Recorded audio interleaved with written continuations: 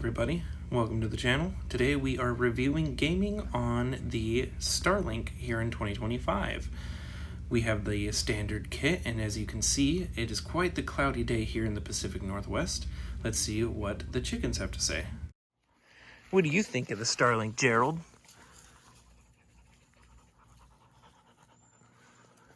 He's indifferent. Oh, he likes it. All right. Gonk it.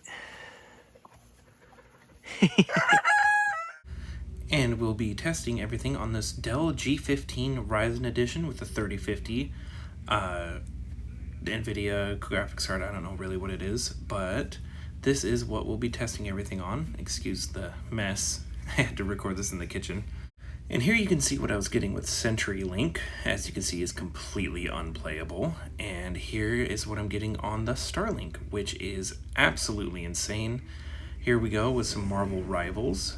It was the first game we tested. I don't understand why. All the games used to run really fine on this laptop, but for some reason, after either like a Windows update or something was going on, it quit installing driver updates, and I had to find them manually and install them, which was a pain. So sorry for the shoddy gameplay, but here we are, load again. And as you can see, our ping is only 71, and throughout the duration of this play test here, the only thing, I guess I should say that the highest ping that I seen was about 80, 85. Now there's been a few days after recording this, I can confirm that it usually stays around 80 or 75 to 80, but will sometimes jump up to like 250. That only lasts for, I want to say, max 5 seconds, and then it goes right back to being completely fine. As you can see, it will jump to like 86, sometimes up to like 89, but it never really goes past that. But for whatever reason, when like in this game, when things really hit the fan, the network is completely fine, but my frame rate just drops, so I'm probably going to save you guys from that. But trust me, everything seems to be running just fine network-wise. Like you can see here, as soon as the enemies load down to 25, 28, 22, and it will shoot down to like 14 to 5 frames per second. I don't understand it. It might have been because I was recording at the same time and the laptop was just absolutely freaking out, but you'll kind of see as I go through these more AAA titles, the network is fine, but for some reason this laptop is just screaming for help. So I'll let the gameplay go. Oh, as you can see right there, 140, 141 ping, but then goes right back down to that nice 80 level, 80 and below, which is completely playable.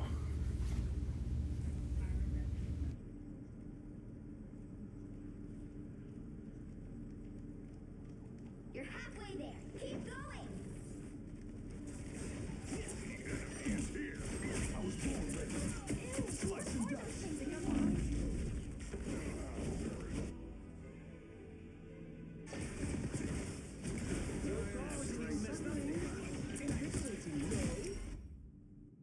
The hunt's not over yet. Here we are trying out some Delta Force. I was waiting for Battlefield 2042 to finish. This was recorded the day after the Battlefield 6 beta. The main reason I actually picked up a Starlink is because I wanted to play the Battlefield 6 beta, but it just was not happening on that CenturyLink internet. I have fought with them for so long. I was so sick and tired of fighting with them, and it was just a nightmare when they installed it. They literally handed me the cable and said, good luck. So I had to do a self-install. And then when I called and told them, like, I had to buy, the cable they handed me was bad. Had to buy all new cable, all new headers, all new everything. And I used to install internet, so it's not like I didn't know what I was doing, and I did everything perfectly. but highest speed I'd get is maybe 6 megabytes per second, and then immediately, like a day or two later, it would drop down to like 0.15, 0.12 on the download speed. It was just ridiculous. It was completely unusable. And where I live now has no cell service whatsoever, so I couldn't even like connect my phone. And thankfully, Home Depot was having a 50% off sale on the equipment, so I picked it up for like $170, and everything, or set it up, and it was easy peasy lemon squeezy. Just literally plugged it in, set up an account, and that was that. But here in Delta Force, as you can see, we're doing an attack defend, and we're looking at a latency of like 41 to like 38, 41, 43. Like, it was completely stable the entire gameplay. Didn't ever drop to what Marvel Rivals was giving me, which was super nice. But at the same time, this laptop actually ran this game a little bit better, but it would still, frame drop every now and then. So thankfully, this one, I'd give it a big thumbs up for network connectivity. As you can see, like the highest I seen was like 50 milliseconds of latency, which is super nice. And mind you, this is a 64 player game, 32 versus 32, full lobby, and still with that latency on a satellite connection is absolutely insane. I don't know how they do it. And now let's get into a game where the millisecond rate really counts. Because if you've ever played CSGO, you know every millisecond matters. And I haven't played CSGO in a long time, so please do not judge me how terrible this is. I literally thought that since I picked counter-terrorists, I wasn't going to shoot the other counter-terrorists, which got me killed quite a few times before I picked up on it. They weren't team killing, this is just how the game is. So here we go. As you can see, we're looking at a ping rate of 34 and like 32. It is absolutely astounding. I did not miss a single beat playing this game, and which is insane because I was also like, I was going for like the full off the grid experience, so I was even gaming on Wi-Fi.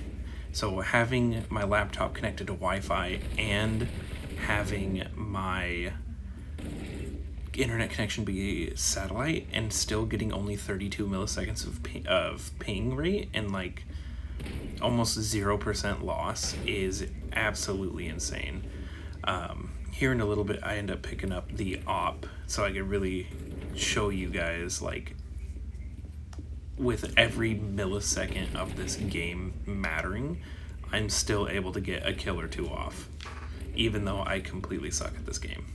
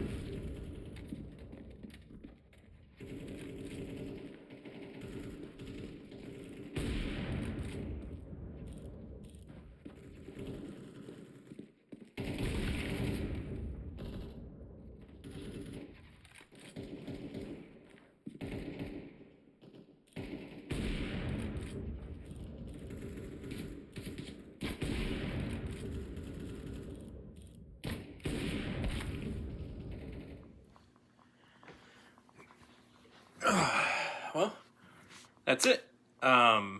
The Starlink is absolutely phenomenal. I've spent a few months gaming on it, and yeah, I couldn't really ask for a better connection. Honestly, like, even if the power goes out, I connected it to a backup battery, so I get like an extra 2 hours of being connected to the internet while I'm out here in the freaking wilderness. But yeah, a nice little. I would definitely recommend it for for somebody that isn't, you know, connected to like a city grid or whatever. A quick little trick. I will leave this video on. Don't tell them I told you this, but if you go to sign up and get your equipment, it's going to ask you to pay like $1,500 for high demand. You don't have to pay it. What you want to go and do is, when you're setting up the service, put it on a roaming plan. And with that, you pay like 160 instead of 120 for 3 months, and then you can transfer over to a residential plan, and then you're paying that 120, and you're getting that extra like 50 megabyte download speed, which honestly, when you're sitting at the 400s like you are, it's not going to make that big of a difference unless like you're a serial downloader. But yeah, I mean, I honestly couldn't be happier. You know, I live in the Pacific Northwest. It rains all the time. There's snow, there's frost. And so throughout all that, this thing has been a life changer for someone that's, you know, super into technology like I am. We're constantly, you know, watching TV on our PlayStation.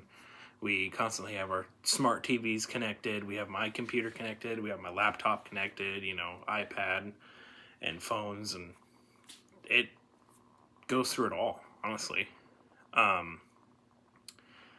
The only, I wouldn't even say a downside. I've only had it go down like once or twice in the like 3 to 6 months that I've owned it. And even then, it was only down for 5 minutes, and then I was fully back online.